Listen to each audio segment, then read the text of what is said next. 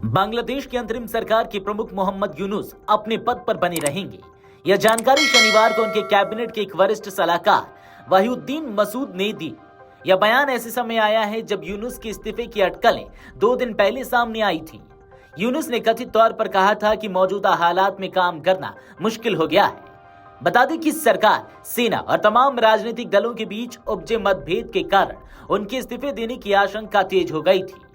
अंतरिम सरकार में योजना सलाहकार वहीदुद्दीन महमूद ने सलाहकार परिषद की एक औचक बैठक के बाद पत्रकारों से कहा। उन्होंने यानी कि यूनुस ने नहीं कहा कि वे पद छोड़ देंगे। उन्होंने कहा कि हमें सौंपे गए काम और जिम्मेदारियों को पूरा करने में कई बाधाओं का सामना करना पड़ रहा है, लेकिन हम उन पर काबू पा रहे हैं। वहीदुद्दीन महमूद ने आगे कहा, वे निश्चित रूप से बने रहेंगे। उन्होंने कहा कि कोई भी सलाहकार कहीं नहीं जा रहा है, क्योंकि हमें सौंपी गई जिम्मेदारी महत्वपूर्ण है। हम इस कर्तव्य को नहीं छोड़ सकते। मोहम्मद यूनुस ने गुरुवार को छात्र नेतृत्व वाली नेशनल सिटीजन पार्टी यानी कि एनसीपी के नेताओं से बात करते हुए संकेत दिया था कि वे इस्तीफा देने पर विचार कर रहे हैं। उन्होंने यह भी कहा था कि राजनीतिक दलों के बीच सहमति की कमी के चलते उन्हें काम करने में कठिनाई हो रही है। इसके बाद गुरुवार को हुई कैबिनेट मीटिंग में भी उन्होंने इसी प्रकार की भावना जाहिर की थी। हालांकि बैठक में मौजूद उनके सलाहकारों ने उन्हें इस्तीफा न देने के लिए मनाया। शनिवार को ढाका के शेर बांग्ला नगर में हुई कार्यकारी आर्थिक परिषद की बैठक के बाद अचानक एक बंद कमरे की बैठक बुलाई गई, जिसमें 19 सलाहकारों ने हिस्सा लिया। इसमें यूनुस के चुनावी सुधारों, जुलाई घोषणा पत्र और आगामी चुनावों पर चर्चा हुई। वहीं एक सलाहकार सैयद रिजवाना हसन ने बताया, सरकार सिर्फ चुनाव कराने के लिए नहीं बनी है, हमारा उद्देश्य सुधार और न्याय सुनिश्चित करना भी है। वहीं एनसीपी संयोजक नाहिद इस्लाम ने कहा, हमने यूनुस साहब से अपील की है कि वे देश की सुरक्षा, भविष्य और जनता की अपेक्षाओं को ध्यान में रखते हुए मजबूत बने रहें। जानकारी के मुताबिक मोहम्मद यूनुस ने आज शाम बांग्लादेश नेशनलिस्ट पार्टी बीएनपी और जमात इस्लामी के नेताओं से मिलने का कार्यक्रम रखा है। बीएनपी के वरिष्ठ नेता अब्दुल मोइन खान और सलाउद्दीन अहमद ने कहा कि वे चाहते हैं कि यूनुस सम्मान पूर्वक चुनाव कराकर पद छोड़े और न कि किसी अचानक इस्तीफा दे। वहीं जमात के नेता सैयद अब्दुल्ला एम ताहिर ने कहा, जनता का विश्वास हासिल करने के लिए निष्पक्ष चुनाव ही एकमात्र रास्ता है।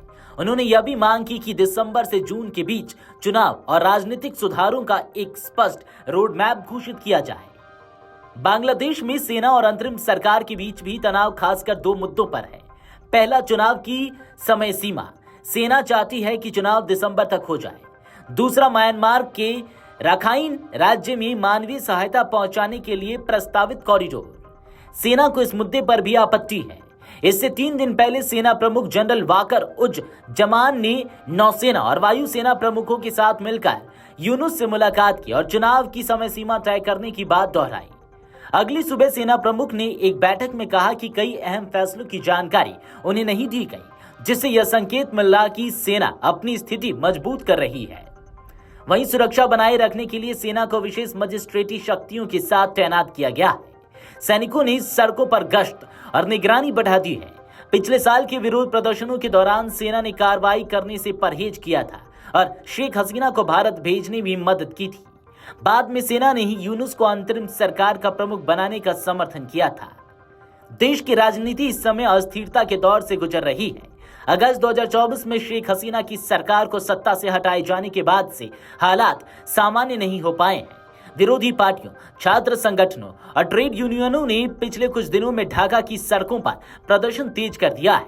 यूनुस की सरकार ने पूर्व प्रधानमंत्री शेख हसीना की पार्टी अवामी लीग को भंग कर दिया है और उसके कई वरिष्ठ नेताओं को जेल भेज दिया है।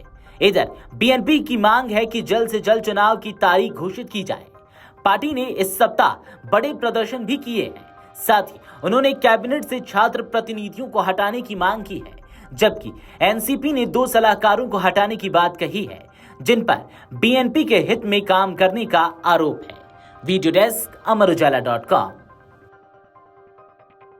अगर आप ये वीडियो YouTube पर देख रहे हैं तो हमारे चैनल को सब्सक्राइब कर बेल आइकन दबाएं और Facebook पर देख रहे हैं तो हमारे पेज को लाइक करें।